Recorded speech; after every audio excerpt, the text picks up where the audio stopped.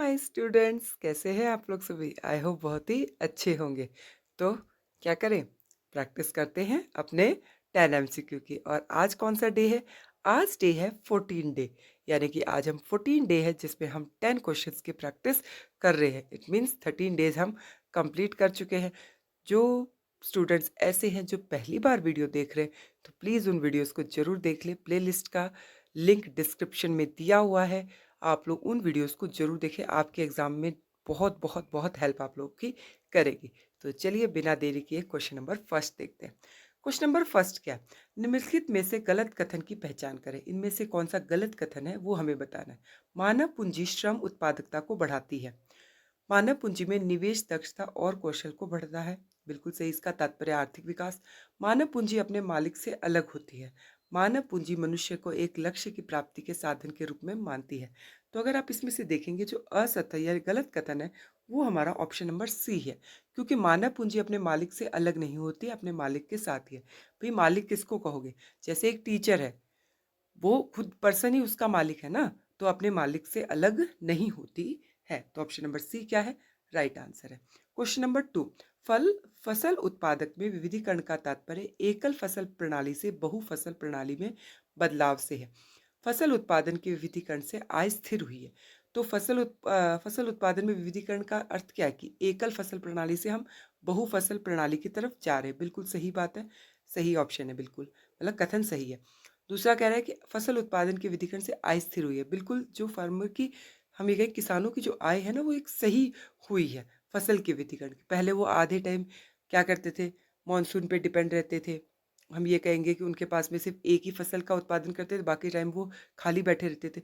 तो अब उनकी आय एक स्थिर आय हुई। तो दोनों ही कथन क्या है? सत्य है। तो ऑप्शन नंबर ए क्या है?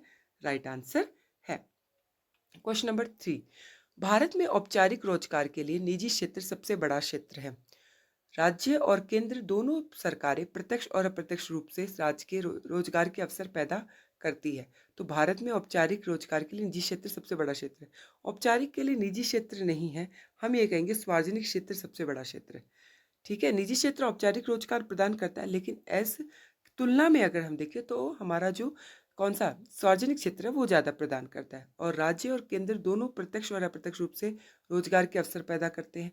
ये बात तो सही है कि दोनों प्रत्यक्ष और अप्रत्यक्ष रूप से रोजगार के अवसर उत्पन्न करते हैं।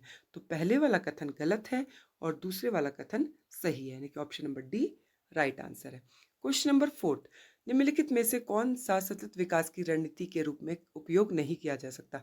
बायोगैस का प्रयोग किया जा सकता है, सौर ऊर्जा का प्रयोग किया जा सकता है, तापीय ऊर्जा का प्रयोग नहीं किया जा सकता, यानी कि ऑप्शन नंबर सी जो है राइट आंसर है। क्वेश्चन चलिए देखते हैं क्वेश्चन नंबर 5, भारत में उदारीकरण की नीतियों के कारण विभिन्न क्षेत्रों में प्रत्यक्ष विदेशी निवेश में वृद्धि हुई है। तो उदारीकरण की नीतियों के कारण विदेशी प्रत्यक्ष निवेश में वृद्धि हुई है, ये बात तो सही है कि उदारीकरण की नीतियों से हमारे दूसरे देशों से जो कंपनियां हैं वो निवेश करने आई है। एलपीजी नीति के तहत निजीकरण में सभी सार्वजनिक क्षेत्र के उद्यमों से सरकार की पूरी तरीके से वापसी शामिल है।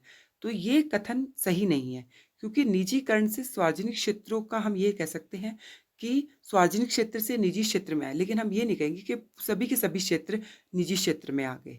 तो ये कथन जो 2 है वो गलत है और कथन 1 क्या है? वो सही है। तो ऑप्शन नंबर ए जो है वो राइट आंसर है। कथन 1 तो सही है, लेकिन कथन 2 असत्य है। सार्वजनिक क्षेत्र निजी क्षेत्र में बदले गए हैं, लेकिन ये नहीं कि सारे के सारे सार्वजनिक क्षेत्र नहीं आए हैं।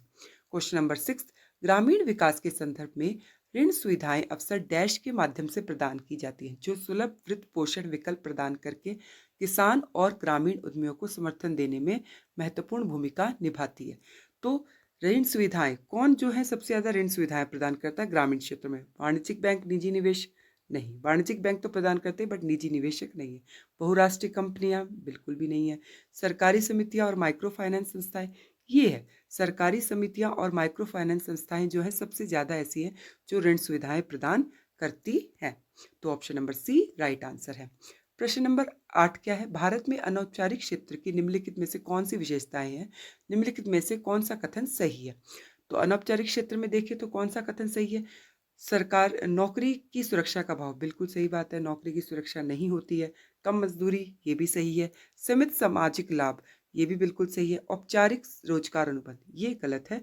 औपचारिक रोज़गार अनुबंध नहीं होता, तो option number A right answer है, first, second, third. Question number 9, Pakistan की तुलना में भारत ने डैश का उच्च स्तर हासिल किया है। तो अगर पाकिस्तान की तुलना में देखें, सैन्य व्यय, हाँ, सैन्य व्यय में भारत ज़्यादा खर्च करता है एज कंपेयर टू पाकिस्तान। मानव विकास संकेतक में देखेंगे तो पाकिस्तान का जो रैंक है वो ज़्यादा है, मतलब आप देख रहे हैं कि इंडिया का रैंक करीबन 130 है और पाकिस्तान का रैंक ज़्यादा है।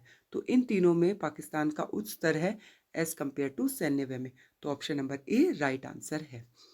प्रश्न नंबर 10, भारत में शुरू की गई उदारीकरण, निजीकरण, वैश्वीकरण नीति के बारे में निम्नलिखित में से कौन सा कथन सही है, इसकी पहचान करें। निम्नलिखित में से कौन सा कथन सही है। तो एलपीजी का मुख्य उद्देश्य प्रमुख उद्योगों पर राज्य का नियंत्रण बढ़ाना था, नहीं, राज्य का नियंत्रण कम करना था, तो ये कथन गलत है। एलपीजी नीति में भारत में प्रत्यक्ष विदेशी निवेश को प्रतिबंधित किया, नहीं किया। एलपीजी नीति ने उद्योगों का विनिमय और आयात शुल्क कम करना शामिल था। आयात शुल्क कम करना और उद्योगों का विनिमय, ये बिल्कुल सही था। तो option number C right answer है और बाकी के सारे ऑप्शन गलत हैं। तो हमारा राइट आंसर क्या है, ऑप्शन नंबर सी। तो ये थे हमारे आज के 10 क्वेश्चन। आई होप आपको बहुत ही अच्छे लगे हो तो प्लीज़ अपने जो फ्रेंड्स हैं उनको शेयर कर दिया करो ताकि औरों की भी हेल्प हो सके। Thank you.